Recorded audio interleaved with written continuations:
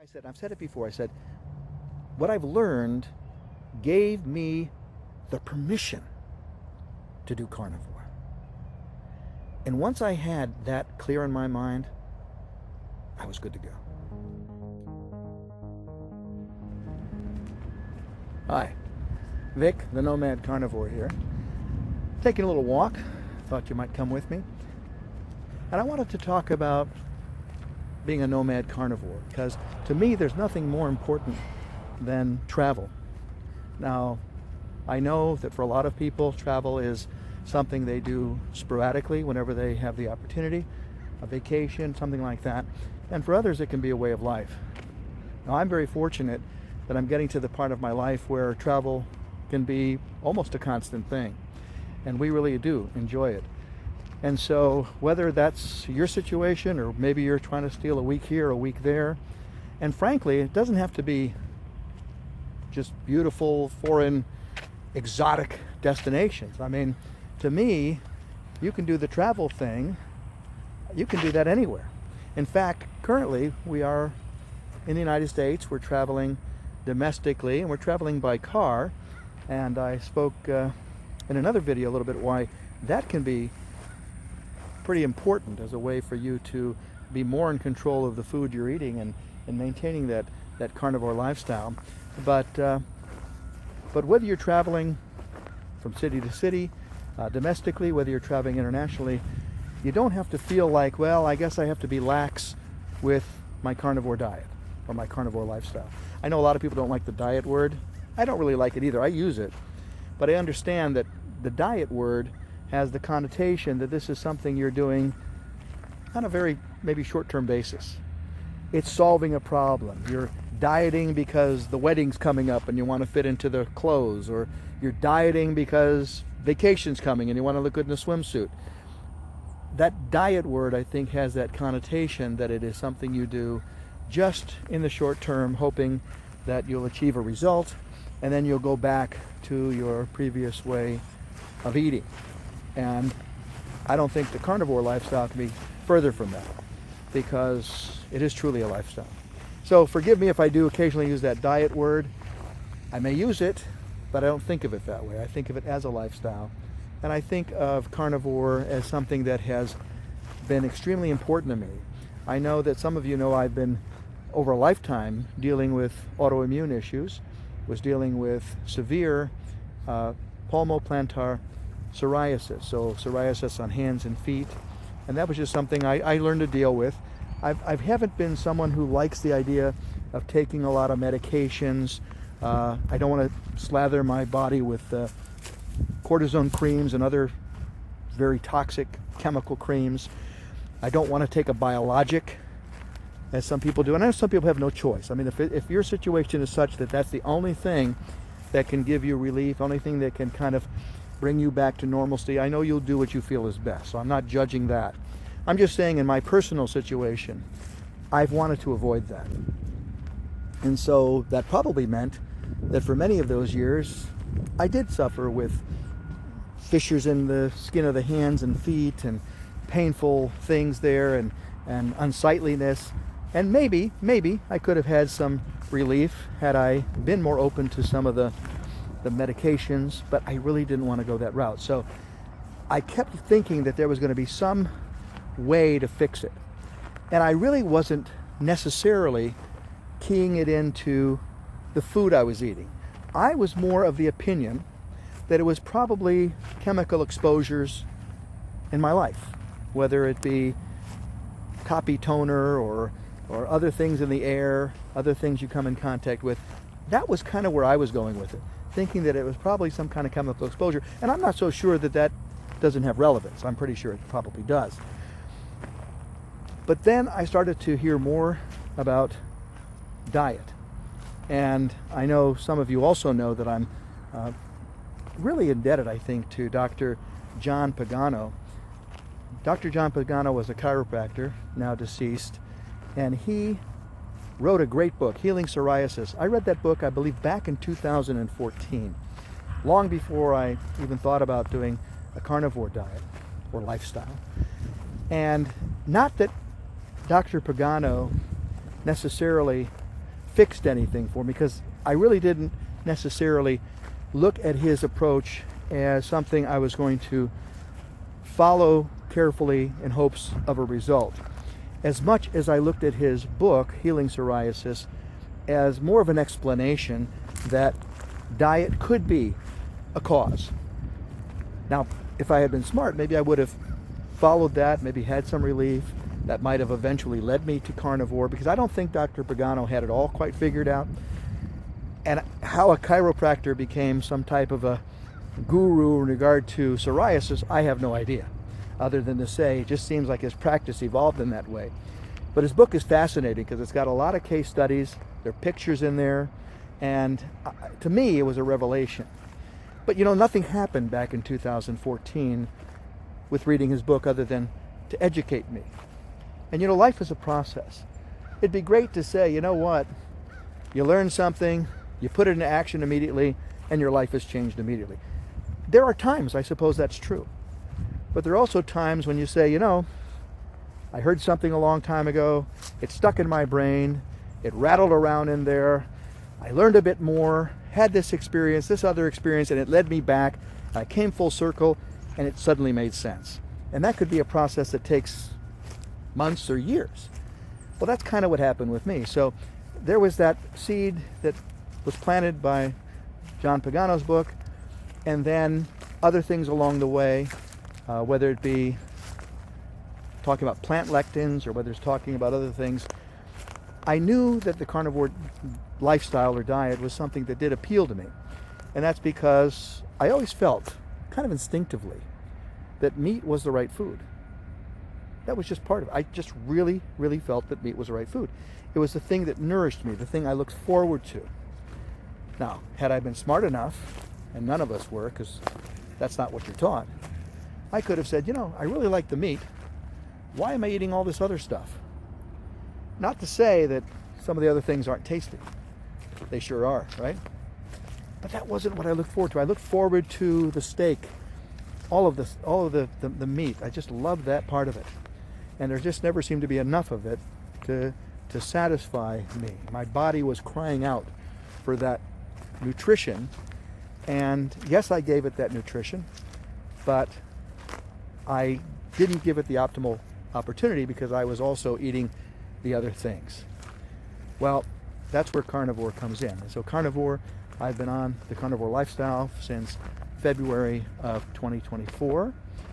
I'm down 25 or so pounds, could be 5 or pounds here or there, only because I really don't weigh myself. First time in my adult life, someone who's always a bit of a chunky monkey, about first time in my adult life that I haven't been glued to the scale, right, every day. Get on the scale. What am I, looking for any indication that things are going in the right direction. I'm fortunate. I know a lot of people struggle with severe obesity, and that's got to be really challenging. I think the heaviest I ever got in my life, for a guy about 5'10" and a half or so, the heaviest I ever got was about maybe 255, somewhere in there. 250 for me was like the warning thing. I had been 250. That was the warning. I got down, got back up into 230s and 40s several times, got down, and then probably a couple years ago, there was a lot of stressful things going on. And I did. I went past that 250 mark, and that scared the you-know-what out of me, because I'd never had that happen before. And that did prompt me to rail things in. Now, at that point, I was not on the carnivore lifestyle. And I managed just through brute effort, a lot of fasting, a lot of just restriction, I managed to get down, because it really did scare me. But even with that, and even with being scared about having hit that higher weight and getting down, even with all of that, I allowed, and somehow that weight crept up again. And so if you've been that yo-yo person, and that's the description, I'm the yo-yo.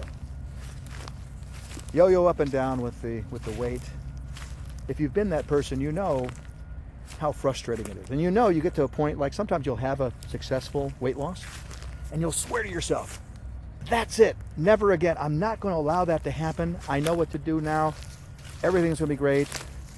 And one thing leads to another. And it happens in slow little pieces, right? Little bit here, a little bit there. And before you know it, you're creeping back up. Well, how terrific carnivore, right? Because you're actually giving your body what it wants. My experience, and maybe my experience is what everybody's experience is, or maybe it is different. It sounds like a lot of the experiences I hear people are talking about. For me, the dieting, going up and down, you get to that point where you think, oh gee, I never want to let this happen again, and it does. But then I got to where I started hearing more and more about carnivore. And I'd heard about it. But like a lot of people, you say, well, yeah, but I'm probably, I must, first of all, I think a lot of people do assume you got to have the fiber. Yeah, it sounds good, but what's going to happen to me? Am I going to really, really hurt myself by not having fiber in my diet? It wasn't that I was going to miss bread or rice necessarily, although I enjoyed those things when I was eating them.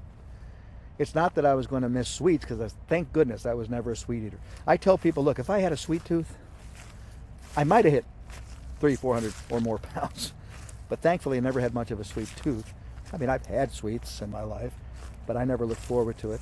And I always had a good and easy time foregoing that. Give me another hunk of meat, you eat the sweets. That was always kind of the way I felt about it. But never had the sweet tooth. But I was more concerned about that fiber element. And having done everything, and there was that time in my life, I was even for 7 years a vegetarian. Lots of fiber there. I did the juicing diet. And I know some of you remember that movie, Fat, Sick, and Nearly Dead. Some of you may have seen that film. That was really a pretty, I think, was it Joe Cross? Cross, I think is the guy's name who did that. Met him once, very nice guy, but he had some autoimmune things, and he managed to deal with that through juicing. But even he will acknowledge juicing is not a way of life. And so you do the juicing, that's great, and I had a wonderful experience with it. Lost 45 pounds, I think, juicing over a 9-week period, so it was rapid weight loss. Was looking good, feeling pretty good.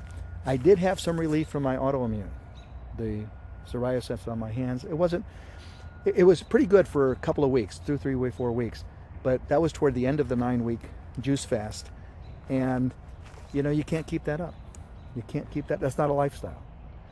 It's a great thing, maybe, for those who want to give it a try, but it's not a lifestyle. And so, of course, things eventually went back. So as I learned more about carnivore, I think the thing that was very pivotal was listening to explanations from people like Dr. Anthony Chaffee and others, where maybe this fiber thing isn't as big a deal as everyone would have us believe. And the fact that it is not a nutrient, and apparently, because I'm not an independent medical researcher, I'm not a doctor, by the way, if that wasn't already clear. Trust me, I'm no doctor. So I'm not a medical researcher, so I haven't independently done my research on it. But what I'm understanding is that there really hasn't been any study of any merit, any real study, that shows that we need that fiber in order to survive or to have optimal health. And I've just got to say, after a year on carnivore, I've done just great without it. I get questions when people, if people know you're on the carnivore lifestyle, they ask you questions, and that is one of the biggest questions. And if you're on carnivore and you've let people know that, or they've come to find out, they probably ask you about going to the bathroom and what's involved with that. Don't you get constipation? Believe me, this is not a comfortable conversation, even here with you, because I don't like talking about body stuff. I really never did. I'm going to talk about it just a little bit here. Not much, because I really don't like to. But people ask about constipation, and I tell them, no, things are fine. Things are fine. That's not the issue. In fact, I don't know that there is an issue, other than sometimes if you're a little heavy on the fat content in what you're eating, things can get a little dicey, if you know what I mean. But Other than that, no, it's the opposite of constipation, right? So not an issue. And so once I felt that that wasn't going to be the thing, once I felt that I had a green light, essentially, for carnivore, that's all I needed, because it's really what I wanted to try. And I wanted to get into that. And man, and I've told a little bit of this story previously, and I know some of you may have heard it, but I'll tell you a little bit more. So I had, coming into carnivore back in February of 2024, in January, leading up to that, we had taken a family vacation. We went to the Dominican Republic. My 2 adult sons, their significant others, my wife and I, we all went to the Dominican Republic. And we had one of the all-inclusive resorts we were staying at. And like I said, I ate everything, drank everything. If I can find it, I'm going to pop in a picture as I'm talking. I did not look good. And I was looking tubby. And I have looked tubby before. I hope I never look that tubby again. But you know, I'll share that with you if I can pull that up. I'll try to do that. I'll try to pop it in. It wasn't pretty. And I got tubby, and I realized that, and I knew I wasn't looking good in what I saw in the mirror. I wasn't feeling as good. And I said, I got to do something about this. Now, I've done fasting. In fact, on a couple of occasions, I've done 20-day fasts. And when I say fast, I mean fast. I would have water, and I would have black coffee. And I know for some people that immediately is not a true fast. I get it. But for me, 20 days a couple of times. I've done 8 or 10-day fasts a couple of times. I've done multiple 5-day fasts and many 3-day fasts. So I've done these over the years, and I'm okay with it. I do pretty well. So I said, look, I'm going to do carnivore, but I'm going to come at it, I'm going to take a running leap at it. So what I decided to do, as soon as we got back from the Dominican Republic, I started a 5-day. If I was going to do 5 days. If you haven't had a chance to look at it or read it, very interesting. Not sure he has all the answers. I'm not saying that. But I like information. And people who research things, I want to hear what their thoughts are. You may have read or read the book by Dr. Walter Longo. And he's a researcher into longevity. And he wrote a book about that and the importance of fasting. He's got a fasting mimicking diet that he promotes. I think he's a very smart guy, and I think he's got some great research, but very, very interesting. And if you have a chance to I can't remember the name of the book right off the top of my head. If I can look it up, I may flash the name here for you.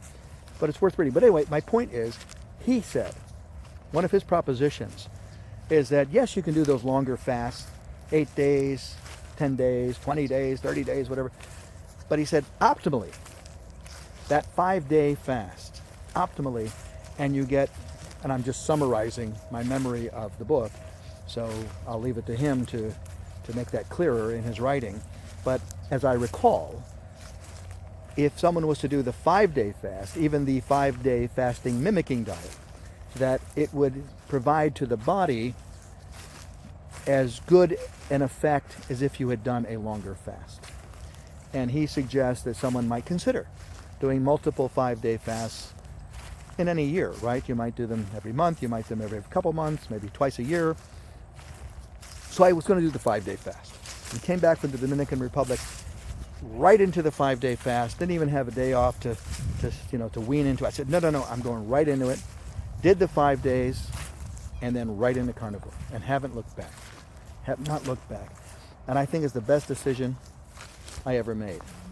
You know, with many of the diets or ways of eating that I've tried, there was always that thought, this is just temporary.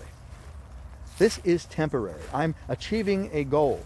And once I've achieved the goal, I'll go and figure something out. Not that I would plan to go necessarily back to eating exactly what I was eating, but that I would somehow figure things out. And it was more about, okay, once I get where I need to be, I can control myself. Famous last words. I can control myself, right? So, yeah, I mean, that's really what I always used to do. But with carnivore, there was something so satisfying about it that I've never thought, hey, this is a step towards something else. I know for a lot of folks doing the carnivore lifestyle, they do think about, I'll do this, I'll hopefully clear up whatever issues, whether it be weight loss, whether it be autoimmune issues, diabetes, whatever it happens to be. And then perhaps over time, I'll figure out what other foods I can add back in. And if that's the path you're following, I hope it works. I really do. That's not the path I'm following. The path I'm following is, this is what I need. This is what I need. One of the greatest feelings, you go out to dinner. And in the past, if I'd gone out, say, to dinner and had the food I would normally eat, maybe like a stuffed baked potato and the meat and the bread and the soup and the salad and everything else, and you leave that table, man, and you are feeling like crap. On the way home, the ride home, you feel like crap. Now, I can eat my fill. Now, I don't do it often because I think the price of a steak in a restaurant today, especially a good restaurant, is ridiculous. But go to a nice restaurant, order that 20-ounce steak, 22-ounce steak. Man, I'm telling you, you feel great eating it. It's wonderful until the bill comes, right? And I can feel full. And I'll put butter on it. I know some of you don't eat the butter. I do at this point. I may eliminate that at some point, but it's helping me out a little bit. But I'm eating the butter now. And I'm on the way home. I'm feeling fine. I don't have that bloated feeling. I don't start saying, what in the heck did I do? I'm just very happy that I was able to go out, enjoy the social circumstance, and looking forward to doing it again. And not have that recrimination. Why did I do it? Why did I eat that? What's wrong with me? For some of you, that's foreign thoughts. You've never had a thought like that in your life. Others of you, you're nodding and you're saying, that's exactly how I felt, and many times. And so no recriminations, and I'm just very happy to have found it. I know we didn't really talk about too much specific here, other than to just, if nothing else, maybe a little bit of a pep talk. If you were looking, and I think this is what my takeaway would be, I mentioned something, and the way I said, and I've said it before, I said, what I've learned gave me the permission to do carnivore. And once I had that clear in my mind, I was good to go. Give yourself the permission. That, I think, is important. So absolutely, I hope you will. I hope you'll come back for more of our chats. I'm enjoying it. Now, to put more emphasis on the nomad part of Nomad Carnivore, we are right now traveling domestically, and we're slow traveling. My best friend is my air fryer. Take that with me. I've got some tips in a prior video on how to use that in a hotel room without burning the place down or getting yourself kicked out. So feel free to look that up. But traveling that way. But of course, once we start to travel a little more extensively again, and we are planning this year to do a lot of travel internationally. So until the next time you and I are together, I hope that's very soon. I really do. I really do hope that we'll get to know each other a little bit. I hope you'll leave your comments in the comments section, and I hope you'll subscribe, because I need some encouragement to keep this going. And I obviously got the encouragement to keep the carnivore lifestyle going, but I want to keep this YouTube thing going. I want to be able to share with you, and I hope you'll find it valuable. Think of me as that uncle who kind of gets it. I'm the uncle that kind of gets it. And maybe once in a while you just need a little moral support, or you just need somebody to say, hey, these other folks in my life, they just don't seem to understand. Hey, but Uncle Vic, he gets it. So let me be that person if that's going to help you. Until the next time we're together, I am Vic, the Nomad Carnivore. Goodbye, and good luck.